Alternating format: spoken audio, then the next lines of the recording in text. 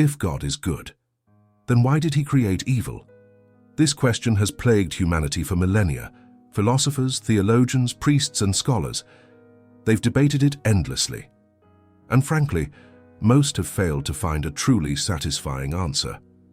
But back in 1954, just a year shy of his passing, Albert Einstein penned something extraordinary, a letter that would later fetch almost $3 million at auction. In this letter, Einstein unveiled his personal answer to philosophy's oldest and most vexing paradox, and what he articulated challenges everything you thought you knew about God, about evil, and about the very nature of reality itself. Today, I'm going to share with you Einstein's profound discovery, but be warned, this answer isn't comfortable. It's not what traditional religious institutions want you to hear, and it powerfully explains why some have worked so tirelessly to keep Einstein's true beliefs concealed from the public eye. Let's begin with the crux of the problem itself. The question appears deceptively simple. If God is all-powerful, then he has the power to prevent evil. If God is all-knowing, then he knows evil exists, and if God is all-good, then surely he would want to prevent evil. Yet, evil remains. Therefore, either God is not all-powerful, not all-knowing, not all-good, or perhaps he doesn't exist at all. This logical conundrum, this mind-bending puzzle, is known as the problem of evil. The ancient Greek philosopher Epicurus first articulated this dilemma over 2,000 years ago, and since then, every religion has grappled with finding a coherent response. Christianity often attributes evil to the concept of free will. Islam sometimes presents evil as test, sent by God. Buddhism suggests suffering arises from attachment, and Hinduism often connects evil to karma and the broader concept of cosmic balance. But none of these explanations resonated with Einstein, because Einstein's mind operated differently, particularly when compared to theologians. He was a scientist first, and scientists, by their very nature, are reluctant to accept explanations that create more contradictions than they actually resolve. So, what did Einstein actually believe? Let me share the exact words from his now famous 1954 God letter. Einstein wrote that the word God is nothing more than an expression and a product of human frailties. He referred to the Bible as a collection of honorable, but nonetheless, primitive legends.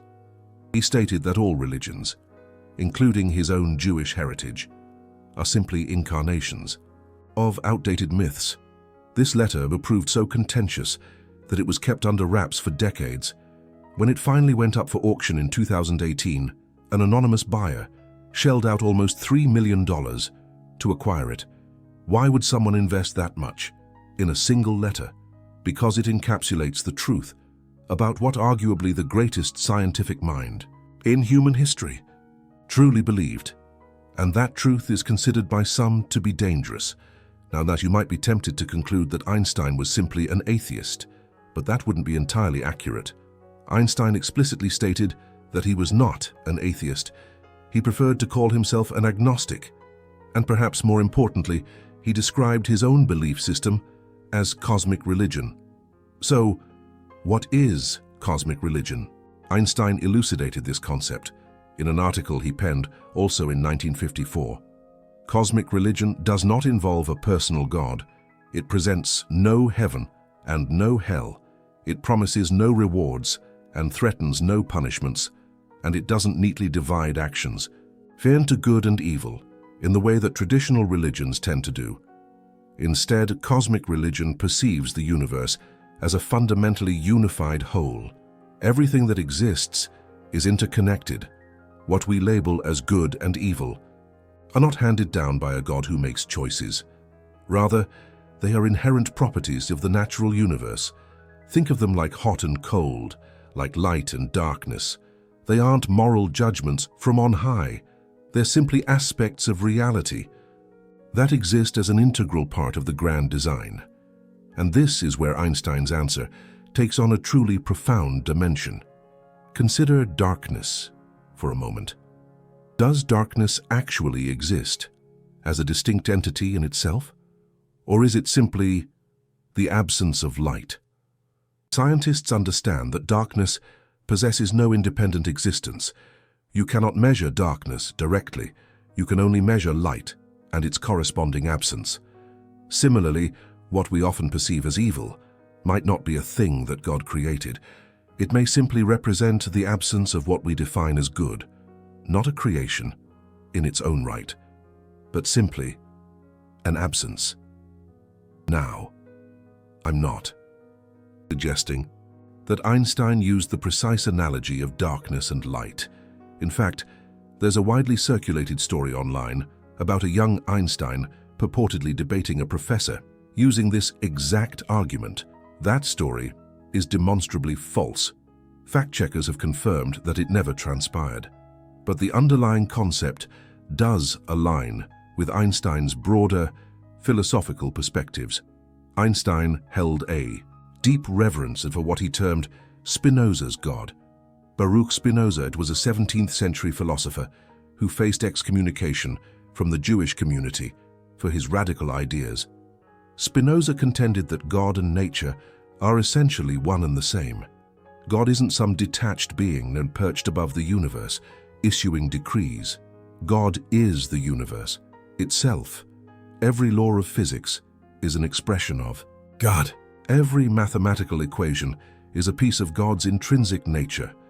The universe is essentially God's body, and we are all just minuscule fragments of that infinite and boundless whole.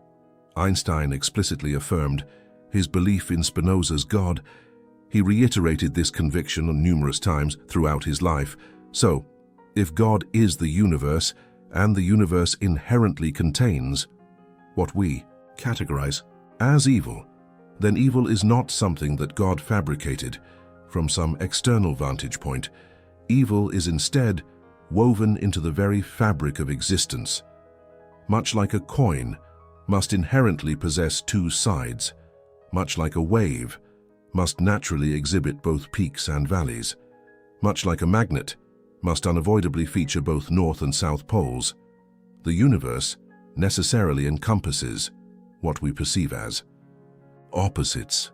This isn't a moral failing on the part of God. It's the mathematical and fundamental necessity of existence.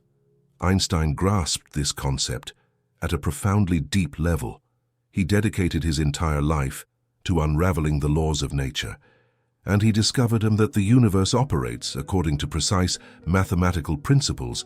These principles are inherently non-discriminatory. They exhibit no favoritism. Einstein famously quipped that God does not play dice with the universe. By this, he meant that the fundamental laws are fixed and absolute. They apply equitably to everyone and everything. A volcano doesn't erupt because God is angry. A child doesn't fall ill because God is punishing the parents. Natural events occur because they conform to natural laws. And some of those events inevitably trigger what we perceive as suffering. But from the perspective of the universe itself, there's no inherent suffering.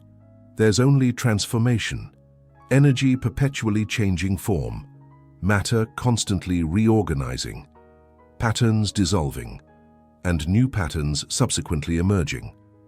We label it as evil because we experience it from our inherently limited human perspective.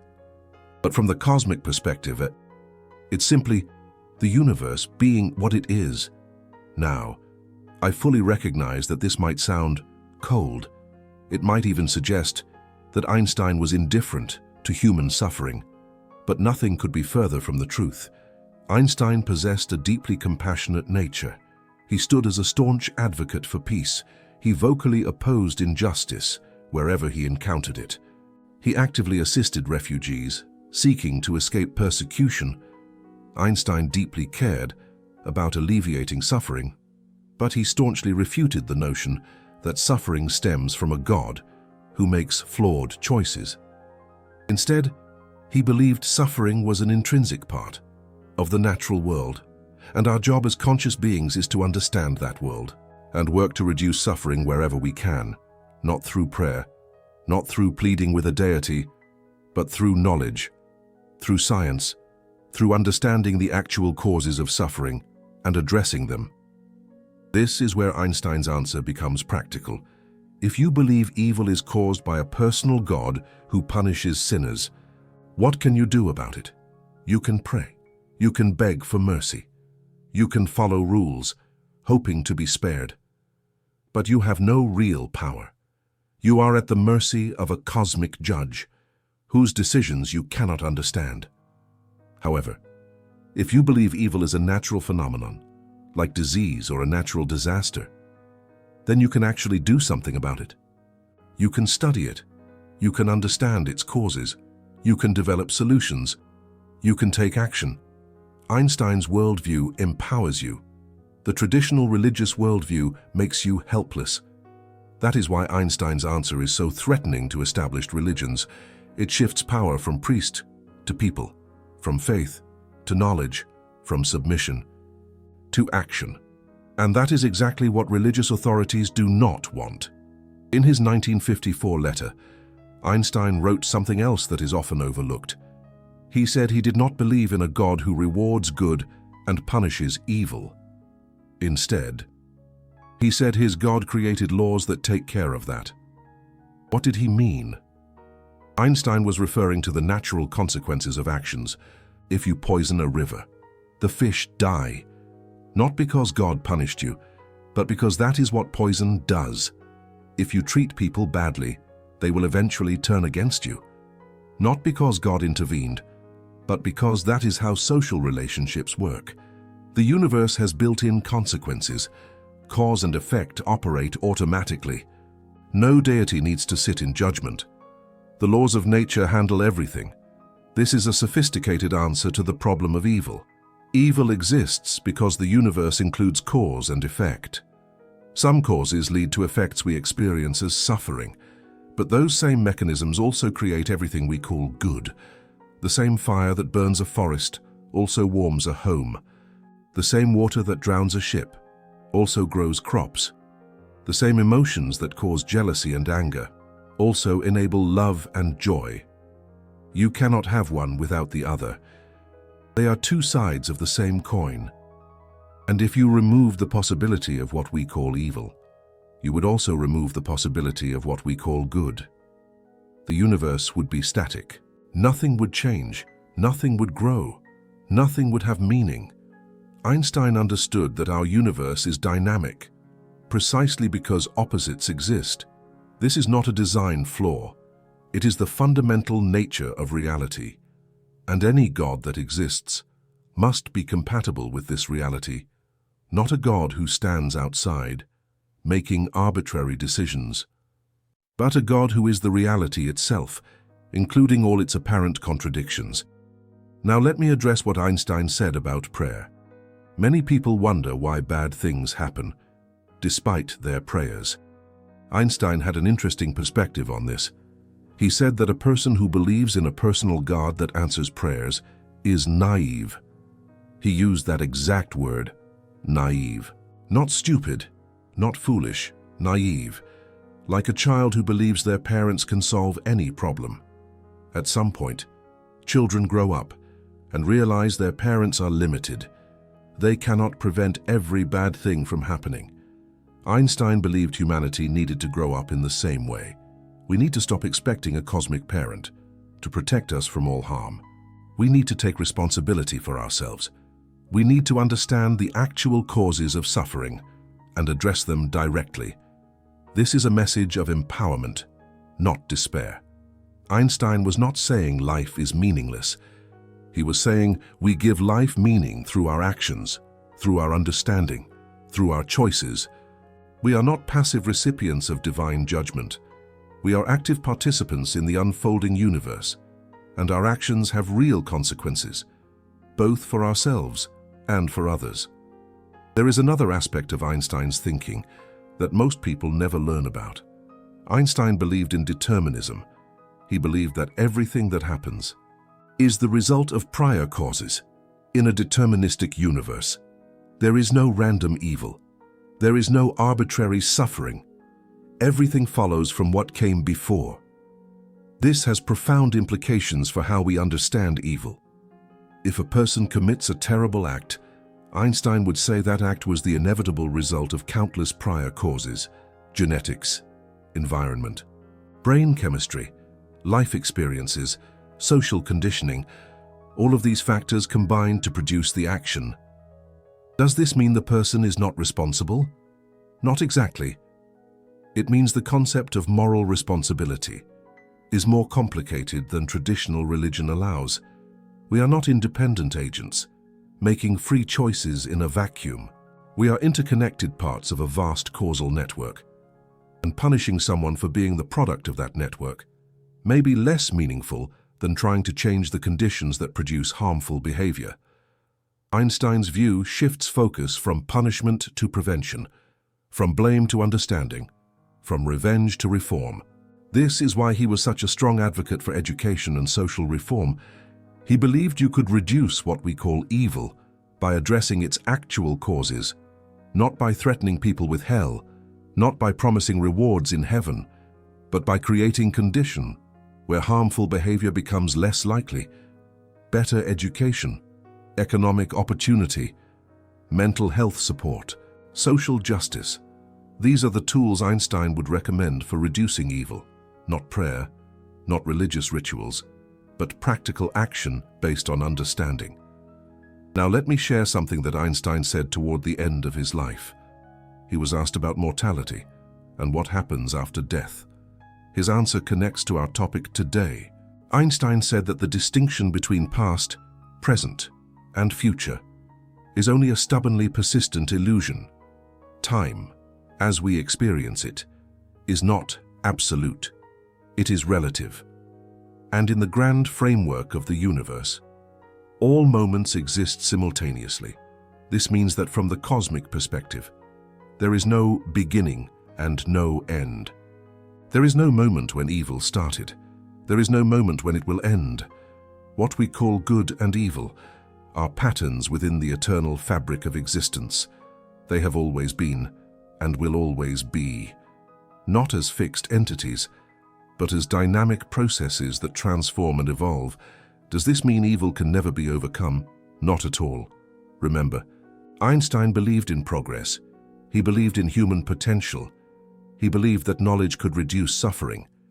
But he did not believe evil would disappear simply because a god decided to end it. He believed it could be reduced because humans developed the wisdom to address its causes.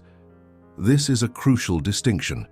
Religious thinking often leads to passivity, waiting for God to fix things, waiting for the Messiah to return, waiting for the end times when evil will be destroyed. Einstein's thinking leads to action, not waiting, doing, learning, growing, taking responsibility. This might explain why Einstein's real beliefs are not widely taught. They threaten the power structures of organized religion. If people realize they can address evil directly, they need priests less. If people understand that cause and effect operate automatically, they need churches less. If people accept that there is no cosmic judge distributing rewards and punishments, they have less reason to follow religious rules. Einstein's worldview is empowering, and empowered people are harder to control. That is why the full truth about what Einstein believed has been obscured. His famous quotes are cherry-picked, his context is removed, his more challenging statements are ignored. But when you read his actual letters, when you study his actual writings, when you understand his actual philosophy, you see a mind that grappled with the deepest questions and arrived at answers that most institutions would rather you did not hear. Let me tell you about one more letter that is less famous than the God letter, but equally important. In 1950, Einstein wrote to a religious studies teacher named Abigail Miller. She had asked him about the relationship between science and religion. Einstein's response was direct. He said, "Science supersedes religious creation, not complements, supersedes. He said that God can be thought of as analogous to humans, not a literal being, an analogy, a way of conceptualizing the principles that govern the universe. This letter sold at auction for over $100,000. Again, people pay fortunes for these documents because they reveal truths that challenge mainstream narratives. Einstein was not an atheist who mocked religious people, but he was also not a believer who accepted traditional doctrines. He was something in between, something more nuanced, something that does not fit neatly into any category. And that is precisely why his views are so powerful. They cannot be claimed by any side. They force you to think for yourself. They invite you to question everything, including the very concepts of good and evil that you have inherited from your culture. What if good and evil are not objective categories inscribed in the fabric of the universe by a moral God? What if they are human constructs that we use to navigate our social world? What if the same action can be good in one context and evil in another? What if what we call evil is simply behavior that threatens our survival and well-being, and what we call good is behavior that supports it? This does not make morality arbitrary. It makes morality practical. It grounds ethics in the actual conditions of human life, rather than in abstract divine commands. And it gives us the power to examine and improve our moral frameworks as our understanding grows. Einstein would have approved of this approach.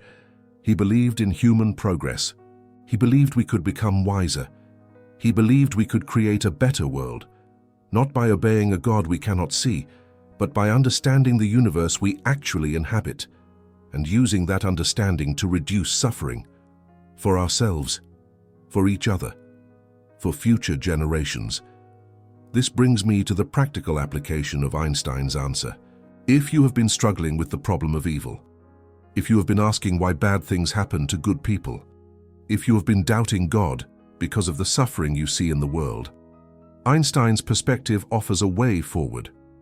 Stop trying to reconcile an all-good and all-powerful God with the existence of evil. That reconciliation may not be possible. Instead, accept that the universe contains what we call good and evil as fundamental aspects of its nature.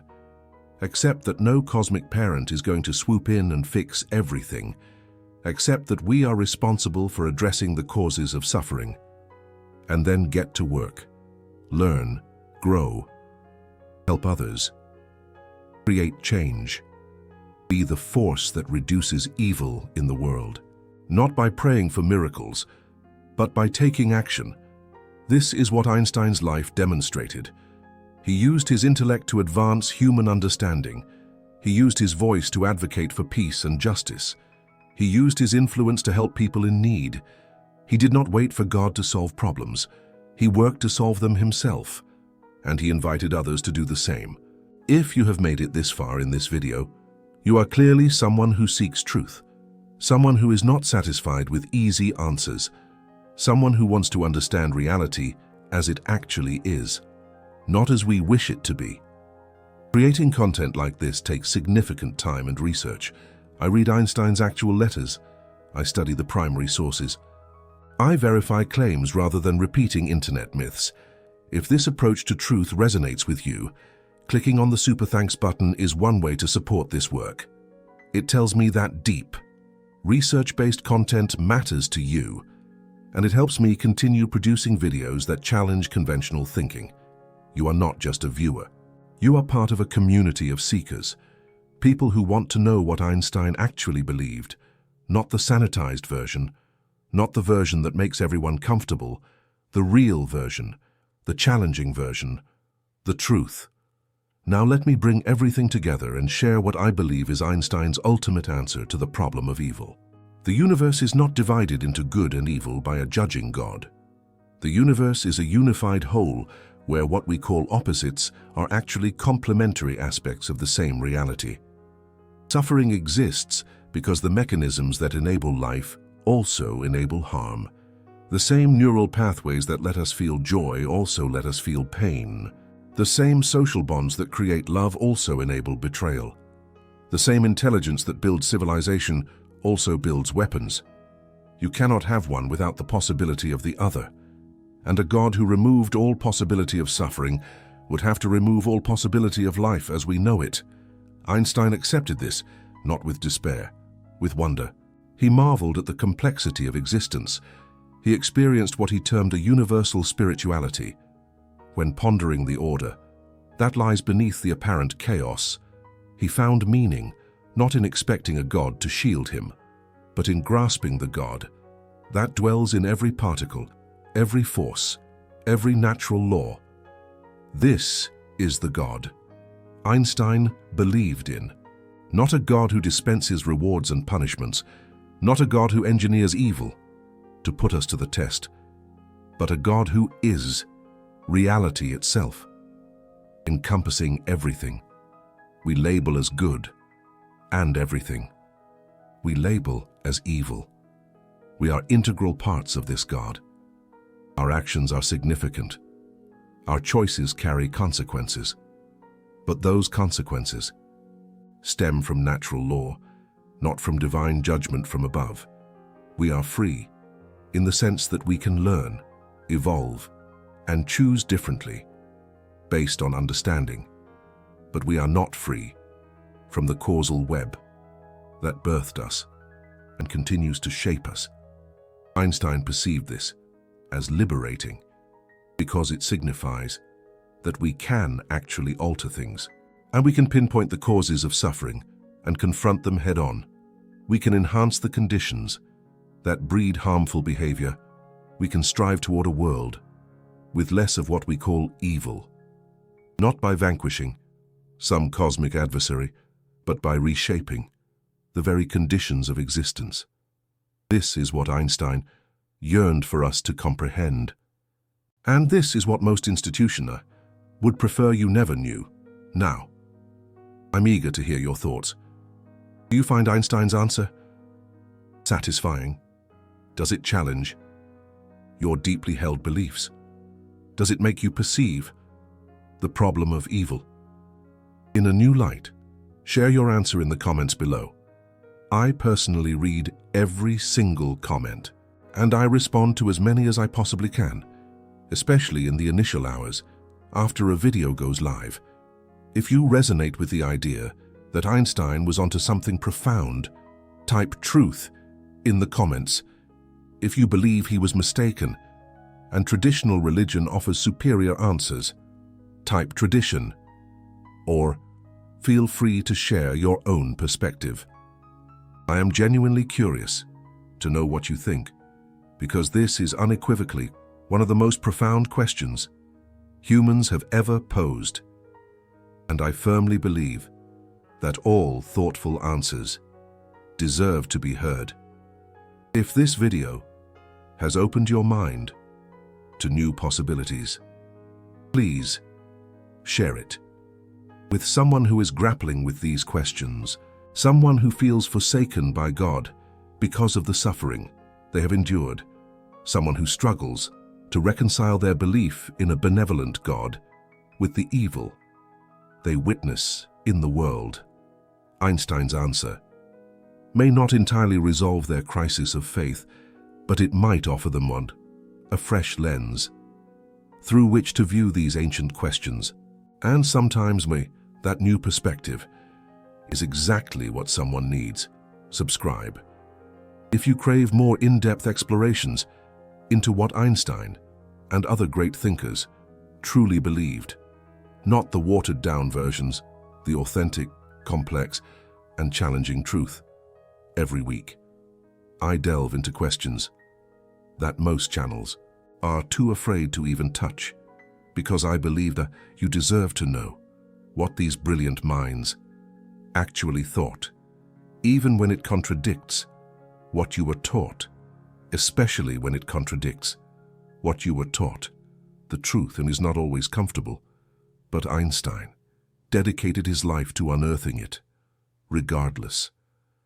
And I believe we owe it to ourselves to do the same. If God is good, why did he create evil? Einstein's response was that this question harbors a hidden assumption that may be false. The assumption that God is separate from the universe, the assumption that God made conscious, deliberate choices, the assumption that good and evil are distinct categories ordained by divine will, shed those assumptions, and the question simply dissolves. Not because we stumbled upon an answer, but because we transcended the question itself. And that may very well be the most profound answer of all.